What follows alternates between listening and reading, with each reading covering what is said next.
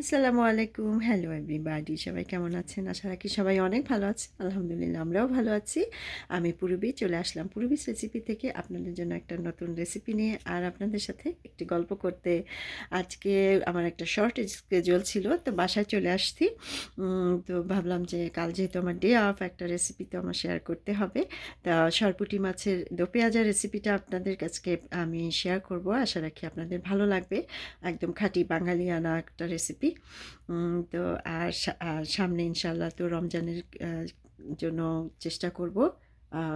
আমার আসলে আমি চেষ্টা করি, তবে এবার ইনশাআল্লাহ অবশ্যই চেষ্টা করব দেব কিছু রেসিপি আর শরবত বা আর ইফতারের জন্য যেই ইফতারগুলি আসলে একটু মানে স্বাস্থ্যের জন্য ভালো, প্রোটিন সমৃদ্ধ দেওয়ার চেষ্টা করব ইনশাল্লাহ।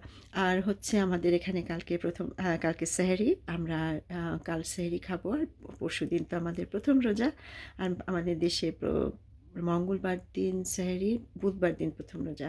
তো আপনাদের সবাইকে রমজানের আগাম শুভেচ্ছা, এবং আল্লাহ যেন আমাদের রমজান মাসে সবাইকে সব নেগেটিভ এনার্জি থেকে, সব কিছু থেকে দূরে রাখেন, সবার মনের আশা পূরণ করেন। রমজান মাস আসলেই একটা আনন্দে মন ভরে যায়। তো এই তো। আর বাইরে ভীষণ ঠান্ডা। আমি কিছুক্ষণ একটু বাইরে দাঁড়িয়েছিলাম, তাতে আমার যেন মনে হচ্ছে সব কিছু গলা টলা বসে যাচ্ছে।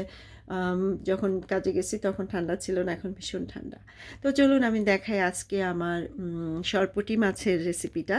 আর আশা রাখি আপনাদের ভালো লাগবে। আর ভালো লাগলে পূরবীস রেসিপি চ্যানেলটা সাবস্ক্রাইব করবেন অন ইউটিউব চ্যানেল।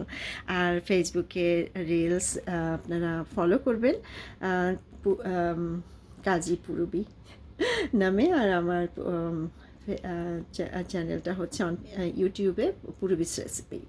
তো চলুন আপনাদের দেখাই আজকে আমার একদম খাঁটি বাঙালিয়ানা সরপুঁটি মাছের দো পেঁয়াজা রেসিপিটা। তো এখানে আমি সরপুঁটি মাছটা খুব ভালোভাবে ধুয়ে তারপরে একটু হলুদ আর লবণ দিয়ে মেখে রাখছি। এবার হচ্ছে এটা ভাজার পালা। মাছটা ভাজা হয়ে গেছে, এবার আমি একটা আলাদা পাত্রে মাছটা তুলে রাখবো। তারপরে আমি মাছটা মশলা দিয়ে পেঁয়াজা করবো। আমি এখানে একটা অন্য প্যানে মাছের যে ভাজা তেলটা ছিল সেই তেলটা আর একটু সামান্য তেল অ্যাড করে এখানে দিয়ে দিচ্ছি কাটা পেঁয়াজ। একটা বড় পেঁয়াজের অর্ধেক আমি দিয়ে দিলাম।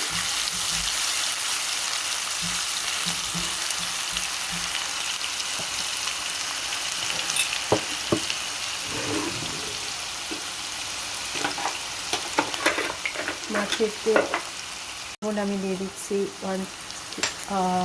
ওয়ান টিস্পুন, একটু বেশি।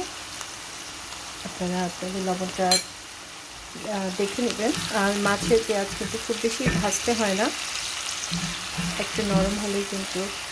তো এখানে পেঁয়াজটা একটু যখন সামান্য লাল হয়ে আসবে তখন আমি দিয়ে দেব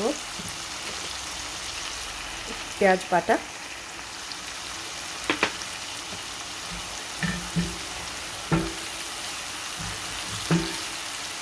পেঁয়াজটা যখন একটু ট্রান্সপারেন্ট হয়ে গেল তখন আমি দিয়ে দিচ্ছি একটা পেঁয়াজ বাটা।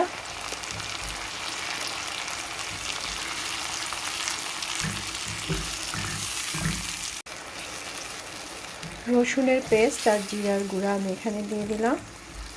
রসুনের পেস্ট আমি নিচ্ছি 1 টিস্পুন আর জিরার গুঁড়া 1 টিস্পুন। এবার খুব ভালো করে মশলাগুলি কষাতে হবে। আরও এখানে তো অনেক মশলা যাবে, হলুদ, মরিচের গুঁড়া, হলুদের গুঁড়া, আর হচ্ছে সামান্য ধনিয়ার গুঁড়া। তারপরে খুব ভালোভাবে মশলাটা কষাতে হবে।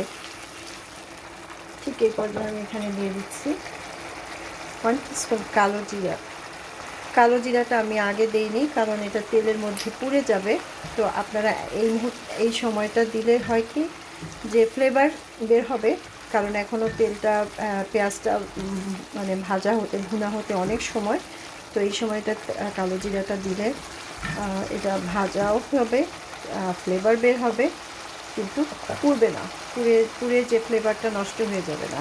তো আপনারা চেষ্টা করবেন এই সময় কালো জিরা ফোড়ন দিতে, অথবা আপনারা চাইলে আর তেলের মধ্যেও ফোড়ন দিতে পারেন। বেসিকলি সবাই তেলের মধ্যেই ফোড়নটা দেয়, তবে আমি একটু দেরি করেই দিই। আমি খেয়াল করেছি যে একদম তেলে দিলে হয়তো আমার বেলায় হয়। তো যাই হোক, যে যেভাবে পছন্দ সেভাবে করবেন। এবার আমি এখানে দিয়ে দিচ্ছি সামান্য ধনিয়ার গুঁড়া 1/2 টিস্পুন, আর 1 টিস্পুন লাল মরিচের গুঁড়া। তো মশলাটা কিন্তু কষানো হচ্ছে। আমি এই কষানোর ফাঁকে এখানে মাছে দিয়ে দিচ্ছি একটা আস্ত টমেটো। তো টমেটোটাও নরম হবে এখানে, আর মশলাটা খুব ভালো করে কষাতে হবে।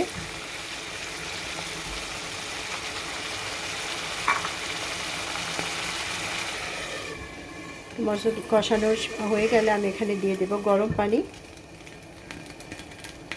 মশলাটা একদম কষানো হয়ে গেছে, দেখতে পাচ্ছেন।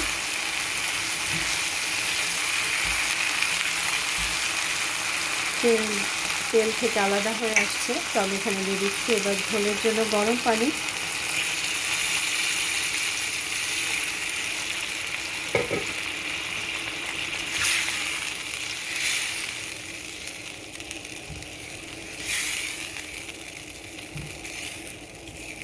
একটা মাখা মাখা ঝোল এখানে আমি রাখবো, খুব বেশি একদম পাতলা ঝোলও না, আবার খুব একদম ঘন না, একটা মাখা মাখা ঝোল হবে।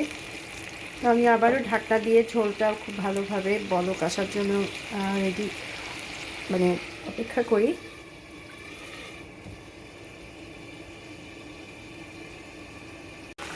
ঝোলটা যখন একটু ঘন হয়ে আসবে তখন আমি এখানে দিয়ে দেবো মাছ।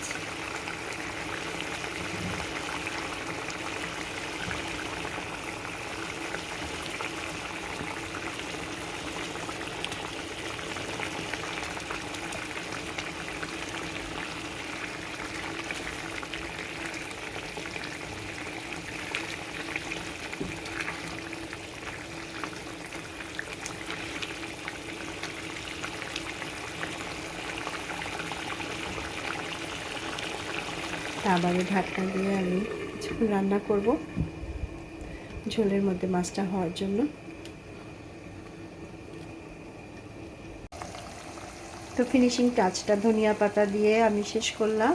এখানে তৈরি হয়ে গেল দারুণ মজার কালো জিরা দিয়ে সরপুঁটির মাছের ঝোল পাঁচু পেঁয়াজা।